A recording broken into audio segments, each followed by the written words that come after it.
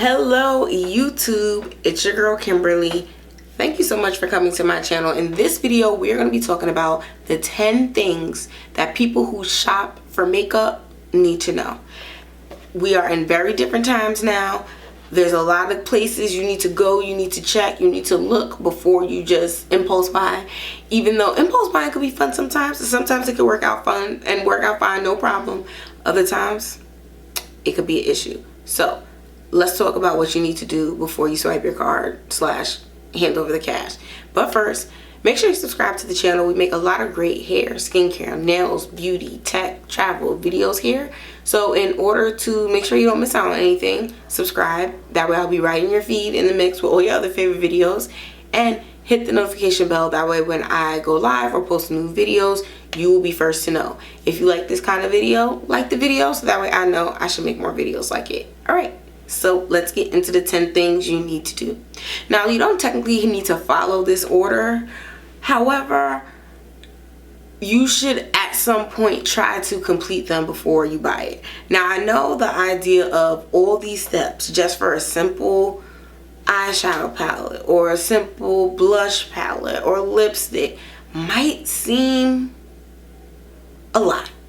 But in the end, you will ultimately start to end up only purchasing things that you really love and really enjoy and add value to your kit and are not like things that you currently already own at your house. So I think that is worth the extra time and investment of looking into these things before you buy it, so that way you're really excited about what you get instead of feeling like I'm buying over and over the same things, right? So we want to make our money count, you know. So here's the first thing you need to do. Step 1, watch YouTube videos like this one you're watching right now.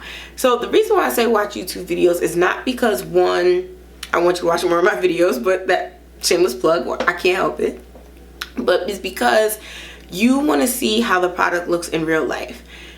In the pictures that the company posts on Instagram, on TikTok, in the videos, these are highly edited, curated videos.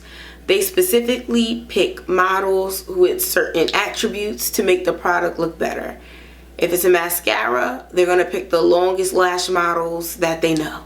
If it's lipstick, you're going to see all these women with bold, beautiful, full lips.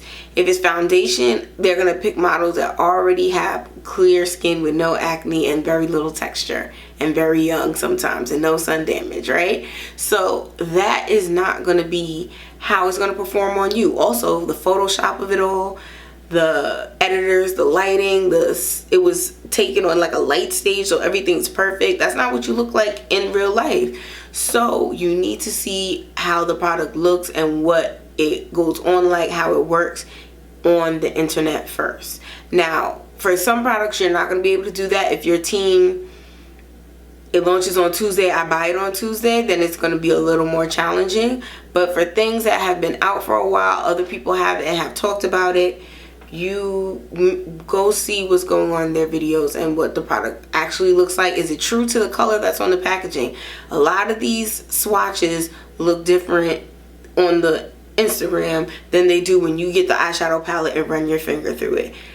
Is it suitable for a specific type of skin tone? Like some of these, for example, I'm seeing a lot of people with green highlighters. So they look green in the pan, but when you put it on your face, it basically is like a gold green reflex, and it looks really beautiful on people with like olive tone skin, because I guess like the green in their skin kind of plays off the green and the gold in the highlighter, and it looks gorgeous. But I've seen some people who have yellow skin and who have like neutral skin, and it wasn't giving what it was supposed to give on their skin tones for some reason. And I don't know if it was the way they applied it or what, but it just wasn't, it didn't hit the same on them. So you want to be able to see those kinds of things in the video. If an oily person puts it on their face, well, how does it look? If a dry person puts it on their face, how does it look? Do they have combination skin? How does it look compared to your skin? You want to be able to see that on the video. So also with the packaging, the way you use the product. Remember Jones Road, where some people didn't know to mix it, so then they were like, oh, it's all oily and goopy. But like, if you were able to watch the videos and stuff of other people, then you could see, okay, if I'm gonna get this is what I have to do to mix it, wear it correctly, and have it look nice. So watch the videos. Number 2, check out the competitors. I don't want to say a lot of these brands are coming out with the same exact stuff, but a lot of brands are coming out with the same exact stuff, and the one that you're looking at might not even be the best version of it. You might be looking for lip oils, for example. Everybody and their mama got a lip oil now, but what lip oil is the best for dry lips? What lip oil stays as a long-lasting gloss? What lip oil has the most color, right? So there are all these different factors, and the brand that you're thinking of purchasing might not be the best for what you actually want in terms of the product's performance. I'm trying to think. I went to the Sephora store looking for a cream orange blush, which will be featured on the channel soon after I keep testing it. And I was playing with multiple cream orange blushes, and then the one that I actually came for, I was like, oh, you're not even doing what I think you should do. And I ended up going with a whole nother brand. So look at all the competitors across the product lines. I mean, of course, within the budget you want to spend, but definitely check them out before you just go with that one that you've seen first. And to that note, next tip, look at the high-end and the low-end drugstore options. There are a lot of phenomenal makeup brands that are at a drugstore price point now. And I think that they are really good and that they're worth checking out and doing research on. So yes, the high-end brand is what everybody's talking about, but the drugstore one could be the one that performs best for you based on your skin tone, your formulation, and also thinking if this is something you want to constantly repurchase. I will never forget, there was a company, I don't know if they still exist, it was like a fiber wig mascara at Sephora, and it was like $40 something. And then I found out that wasn't even the best tubing. I mean, it was a great tubing mascara, but then somebody was like, oh, try this other tubing mascara that performs just the same and is like half the price. So especially because makeup expires, so you should be switching the things out regularly. So being mindful of that, research all the levels, the competitors at the same price point, and then the competitors and dupes at the lower price point. Next, you want to research which retailers sell it. Certain retailers offer better discounts, better coupons. So yes, the product is available a lot of places, but what's the best place for you to buy it? Like, do you get credit card points from a certain store? Do you have points saved up as a member and you could get a cash discount on the product? Do you have a coupon, a gift card from a certain retailer? All of those things you're going to want to take account of before you buy the product. So which retailers sell it? Look at the company website. Sometimes a company website will have extra pictures and information that the retailers like Ulta and Sephora just don't have.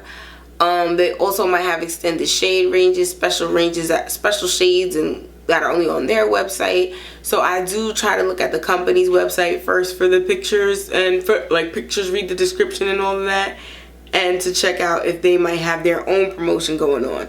I noticed this year during Sephora VIB sale, a lot of makeup websites had 30% off for everybody, which, I mean, keep it real, if I was a Sephora Beauty insider and my level was at that the 10% discount, I would be going to the 30% off on their website. So, you know, look at the company website so you don't miss that sale. Also consider using like web browser plugins that help track products if there's something you're interested in. Is there a bundle deal? On the company website, definitely look, but also check places like Sephora and Ulta. If there's one blush that you want, but they have a bundle deal that you get the blush and a brush, and the brush ends up only being $5 extra based on the price of the bundle, then you might want to take advantage of that deal and get the bundle. So places like QVC, HSN have that a lot. Macy's with the gift sets, when you buy certain things, they have that. So find out if there's a bundle or a deal, or if it comes in like a compilation of something that the other products are going to be discounted and you still get the one product that you actually really wanted to buy. So look for bundles. Get a sample.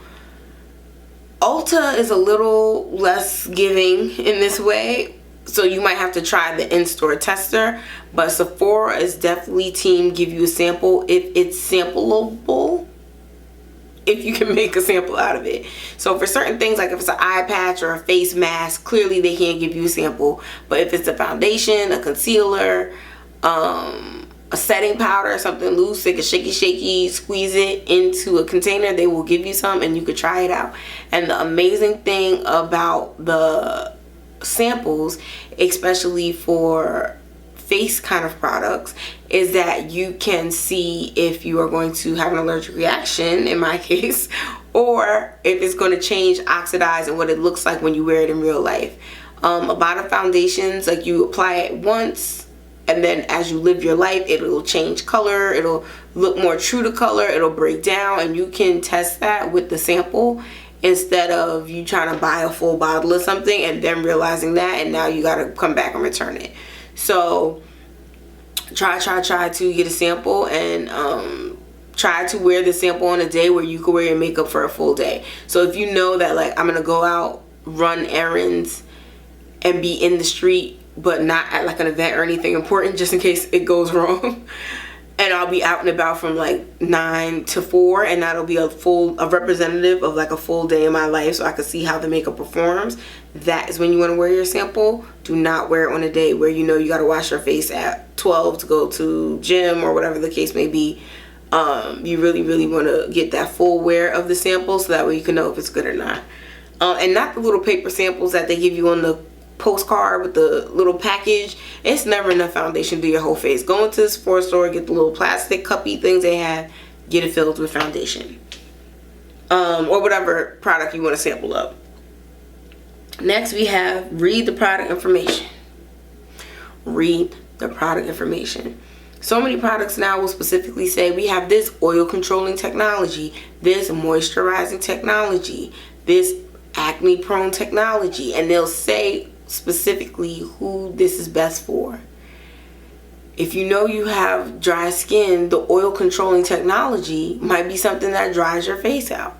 If you know you have oily skin, the moisture lock-in technology might have you looking a little oily quite faster than your other foundations or products, right? So definitely read that, read those descriptions. Read the application, how it tells you to apply it. Some foundations will be like, this is for use your fingers because your body warmth heats it up and that activates it. Other products will say use a brush, use a sponge, have its best practice of how to apply it. And you're going to want to make sure that you try to, at least the first couple of times, to follow their directions, because they made it so they technically know what's best. But definitely feel free to freestyle and do it your own way. But that is one way to try it out, check it out, and make sure your product that you're purchasing has things that are going to fit your situation, your skin, and what it's meant to be. So many products are a tint or like wash a product, and people get in, they're like, this is not opaque enough, and it's like, well, it was a skin tint, it was never supposed to be opaque. So like, read the descriptions so you know what you're purchasing and that it's going to do the things. Is it a highlighter or is it an illuminator, and what is the difference? Like, you got to know these things before you buy it. Okay, so read the product description. 9, know the return policy. Some stores, no questions asked, you could send back an empty bottle, QVC side of the spectrum.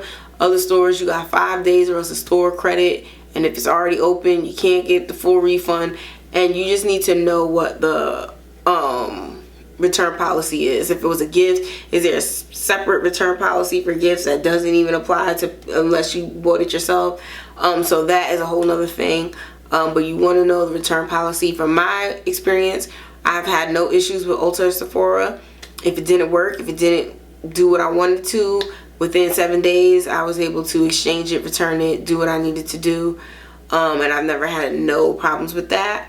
So something to consider. Because other stores might not have that same return policy. And especially with like the drugstore makeup, when you buy from big box places like Walmart and Target, that gets a little more tricky. So definitely something to consider when you are buying makeup. And lastly, try it on immediately. When you get back to the house, first of all, when you get the one you're going to buy at the store. Open it up, look at it, make sure it's not cracked, broken, or destroyed already.